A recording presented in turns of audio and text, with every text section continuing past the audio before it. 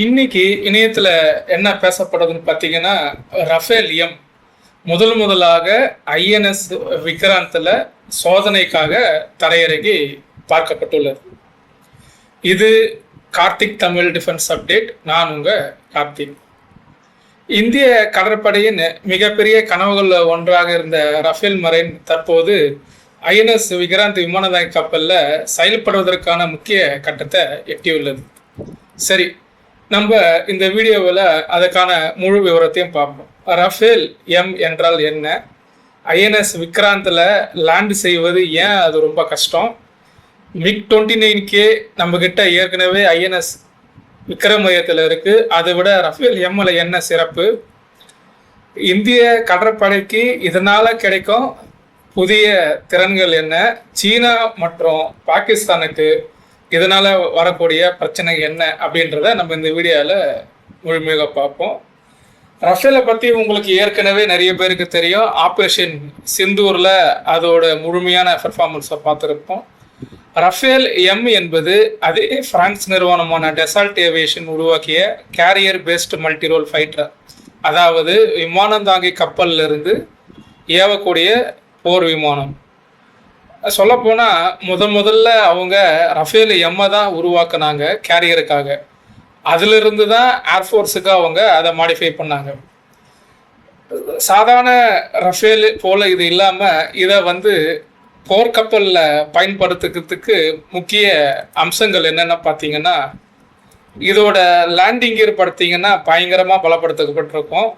நம்ம ஏர்ஃபோர்ஸில் யூஸ் பண்ணுற ரஃபேலை கம்பேர் பண்ணும்போது நேவியில் ஏர்க்ராஃப்ட் கேரியரில் யூஸ் பண்ணுற ரஃபேல் எம்மோட லேண்டிங் கியர் மிகவும் பலப்படுத்தப்பட்டிருக்கும். அரஸ்டர் ஹூக் அப்படின்னு இருக்கும். பொதுவாக ரன்வேல நம்மளால் ஒரு பைலட்டால் ஈஸியாக இறக்க முடியும். ஆனால் ஒரு விமானந்தாங்கி கப்பலில் ஒரு விமானத்தை இறக்குவது என்பது ஒரு சாதாரண விஷயம் கிடையாது. ஸோ அந்த விமானத்தை ஒரு குறிப்பிட்ட தூரத்தில் இறக்கி அதை கட்டுப்படுத்துறதுக்கு அதில் ஒரு அரஸ்டர் ஊக்கு ஒன்று வச்சுருப்பாங்க.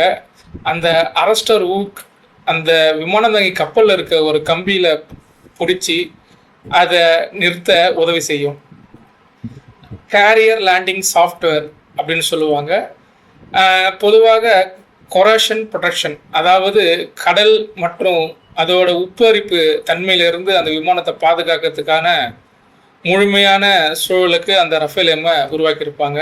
ஷார்ட் டேக் ஆஃப் திறன் போன்ற முக்கிய மாறுதல்களை ரஃபேல் எம் பெற்று இருக்கும். இந்த விமானம் ஏற்கனவே பார்த்தீங்கன்னா பிரான்ஸ் நாட்டின் விமானந்தாங்கி கப்பலான சார்லஸ் டி காலி அப்படின்ற ஒரு நியூக்ளியர் ஏர்க்ராஃப்ட் கேரியரில் பல வருடங்களாக செயல்பட்டு வந்துட்டுருக்கு. இதை நம்ம ஐஎன்எஸ் விக்ராந்தில் தான் முழுமையாக பயன்படுத்த போகிறோம். ஐஎன்எஸ் விக்ராந்தை பற்றி ஒரு சிறிய பிரீஃப் பார்ப்போம்.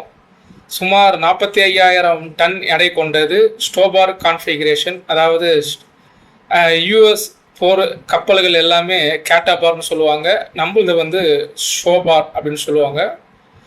STOBAR configuration. Sky jump launch அப்படின்னு சொல்லுவாங்க. அரஸ்டட் ரெக்கவரி லேண்டிங் கெப்பாசிட்டி இருக்கிறது. இப்போது நம்மக்கிட்ட இதே போன்ற ஒரு போர் விமானம் இருக்கான்னு கேட்டிங்கன்னா இல்லை. ஆனால் நம்ம MiG-29K பயன்படுத்திட்டு வரோம். எதிர்காலங்களில் இந்த MiG-29Kவையும் ரஃபேல் எம் மூலையும் நம்ம மாற்றம் செய்வோம். சரி, இப்போது இந்த ரஃபேல் எம்மோ ஐஎன்எஸ் விக்ராந்தில் டச் டவுன் செய்துள்ளது ஏன் இவ்வளோ வரலாற்று முக்கியம்னு பார்க்கலாம் வாங்க. ஒரு ஃபைட்டர் ஏர்க்ராஃப்டை லேண்டிங் செய்வது என்பது மிகவும் கடினமான விஷயம் ரன்வேல. அதையே நம்ம ஒரு ஏர்க்ராஃப்ட் கேரியரில் லேண்டு செய்வது மிக மிக ரொம்ப கடினம். அதாவது ஒரு பைலட் என்ன செய்வார் பார்த்தீங்கன்னா, அந்த ரன்வேல மூவ் பண்ணி குறுகிய லேண்டிங் டிஸ்டன்ஸில் சீ விண்டு எல்லாத்தையும் அவர் அனலைஸ் பண்ணி அரஸ்டர் ஒயரை கரெக்டாக லாக் ஆகுதுன்னு பார்த்து இதை எல்லாத்தையுமே நிறுத்தினா மட்டுமே அந்த ரஃபேல் விமானம் சரியான நேரத்தில் அந்த கப்பலில் இறங்கி நிறுத்த முடியும். இப்போது ரஃபேல் எம்முக்கும் MiG-29க்கும் சில வித்தியாசங்களை பார்ப்போம். ரஃபேல் எம்மில் ஏஇஎஸ்ஏ ரேடார் இருக்குது. அதாவது நம்ம இந்திய விமானப்படையிலேயே ஏஇஎஸ்ஏ ரேடார் கொண்டுள்ள போர் விமானம்னு பார்த்தீங்கன்னா ரஃபேல் தான். ஸோ ரஃபேல் எம் அதே ஏஇஎஸ்ஏ ரேடார் தான் கொண்டு இருக்கும். மிட்டியார் மிசைல் இருக்கும், ஸ்கேல்ப் க்ரூயிஸ் மிசைல் இருக்கும்.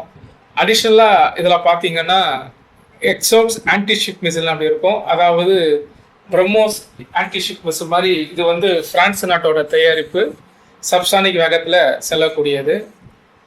நம்மள வருங்காலங்களில் வர ரஃபேலுங்களில் பிரம்மோஸ் என்ஜி நம்ம இன்டகிரேட் பண்ணுவோம். அதுக்கான முயற்சி சென்று கொண்டு இருக்கிறது. காரணம், இப்போது இருக்கும் பிரம்மோஸ் எடை பார்த்தீங்கன்னா 2.5 டன் to 2.6 டன் இருக்குது. அதாவது சுக்கோயினால் மட்டுமே அதை எடுத்து செல்ல முடியும். இப்போது பிரம்மோஸ் ஏரோஸ்பேஸ் நிறுவனம் மற்றும் சில துணை நிறுவனங்கள் சேர்ந்து அதோட எடையை 1.5லேருந்து 1.2க்கு கொண்டு வர போகிறாங்க. ஏற்கனவே இருக்கிறது 2.5, கரெக்டாக அதை 1.5க்கு கொண்டு வராங்க. அதிலிருந்து இன்னும் கொஞ்சம் ட்ரில் டவுன் பண்ணி 1.2க்கு கொண்டு வராங்க. 1.2க்கு கொண்டு வந்துட்ட பிறகு ரஃபேல், தேஜாஸ் MK2, MK1A போன்ற அனைத்து விமானங்கள்லையும் நம்மளோட பிரம்மோஸை பயன்படுத்த முடியும். Spectra advanced electronic warfare suit அப்படின்ற ஒரு சிஸ்டம் ரஃபேலில் இருக்குது. ஆப்ரேஷன் சிந்தூரில் ப்ரூவன். சென்சார் ஃபியூஷன் இருக்குது, அதிக ரிலையபிலிட்டி கொண்டது. இந்த பக்கம் MiG-29K பார்த்தீங்கன்னா ஒரு நல்ல சுப்பீரியாரிட்டி ஃபைட்டர்னு சொல்லலாம். கேரியர் ஆப்ரேஷனில் ஏற்கனவே ரஷ்யாவை அதை சில விமானங்களை பயன்படுத்தியிருக்கோம், நம்ம பல ஆண்டுகளாக பயன்படுத்தியிருக்கிறோம். ஆனால் இதில் என்ன பிரச்சனைன்னு பார்த்தீங்கன்னா மெயின்டெனன்ஸ், அதிக மெயின்டெனன்ஸ். சர்வீசபிலிட்டி பார்த்தீங்கன்னா குறைவு. எந்த ஒரு நாட்டு ஏர்ஃபோர்ஸும் அதோட சர்வீசபிலிட்டியை வந்து பார்ப்பாங்க. அதாவது 100 விமானம் இருக்குன்னா 60% சர்வீசபிலிட்டினா நம்மளால் 60 விமானத்தை மட்டும் தான் தயார் நிலையில் வைத்திருப்போம் அப்படின்னு சொல்லுவோம். ஆனால் இந்த MiG-29Kலாம் பார்த்தீங்கன்னா 40லேருந்து 45% சர்வீசபிலிட்டி தான் சொல்கிறாங்க. அடுத்தது ஸ்பேர் பார்ட் சிக்கல். காரணம், MiG-29Kன்றது ஒரு ரஷ்ய தயாரிப்பு. உக்ரைன் ரஷ்யா வார்னால கடந்த 4 ஆண்டுகளாக ரஷ்யானால் நிறைய உதிரி பாகங்கள் நம்மளுக்கு சரியான கொடுக்க முடியல. இதனால் ரஃபேல் எம் இந்திய கடற்படைக்கு ஒரு பெரிய முன்னேற்றமாக பார்க்கப்படுகிறது. இந்தியா ஓஷனில் இந்தியா நேவிக்கு இதனால் கிடைக்கும் பலத்தை பார்ப்போம் வாங்க. ரஃபேல் எம் மூலம் நம்மளுக்கு இந்தியன் ஓஷனில் ஏர் டாமினன்ஸ் கிடைக்கும், ஏர் சுப்பீரியாரிட்டி கிடைக்கும், லாங் ரேஞ்ச் ஸ்ட்ரைக் கிடைக்கும். காரணம், அதில் மிட்டியார் ஏர் டு ஏர் மிசைல்னு சொல்லுவாங்க. சுமார் 160லேருந்து 200 கிலோமீட்டர் வரைக்கும் செல்லக்கூடியது. ஸ்கேல்ப் க்ரூயிஸ் மிசைல் 500 கிலோமீட்டர் செல்லக்கூடியது. மேரிடைம் சர்வேலன்ஸ் பண்ண முடியும், ஆன்டிசிப் ஆப்ரேஷன் பண்ண முடியும், நெட்வொர்க் சென்ட்ரி வார்ஃபேர் பண்ண முடியும், டீப் ஸ்ட்ரைக் கேப்பபிலிட்டி பண்ண முடியும். இது போல் ரஃபேல் எம்மால் நம்மளுக்கு நிறைய தொழில்நுட்ப ரீதியாகவும் புவிசார்பு ரீதியாகவும் நிறைய பயன் இருக்குது. இதனால சீனாக்கு என்ன சவால்னு பார்த்தீங்கன்னா, இந்தியாவோட கேரியர் ஏர் பவர் அதிகரிக்கும் போது நம்மளோட ப்ரெசன்ஸ் உயரும். இந்திய பெருங்கடலில் நம்மளோட ப்ரெசன்ஸ் உயரும் போது சீலேண்ட்ஸ் பாதுகாப்பு வலுப்படும், ஏர்கிராஃப்டோட ஸ்ட்ரைக் குரூப் திறன் மேம்படும். இது இந்தியாவின் கடல் சார்பு தடுப்பு திறனை அதிகரிக்கும். சரி, இப்போ ரஃபேல் எம் INS விக்ராந்த் ஒருங்கிணைப்பு இந்திய கடற்படைக்கு மிக முன்னேற்றமாக பார்க்கப்படுகிறது.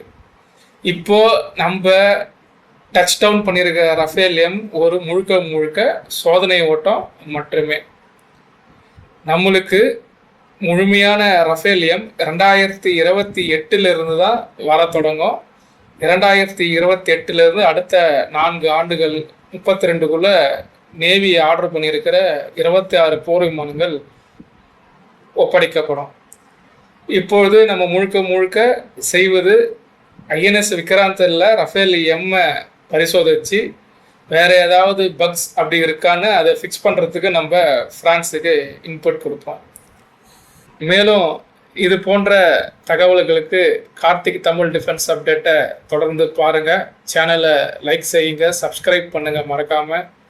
உங்கள் ஃப்ரெண்ட்ஸ் அண்டு ஃபேமிலிக்கு ஷேர் பண்ணுங்கள். நன்றி, வணக்கம்.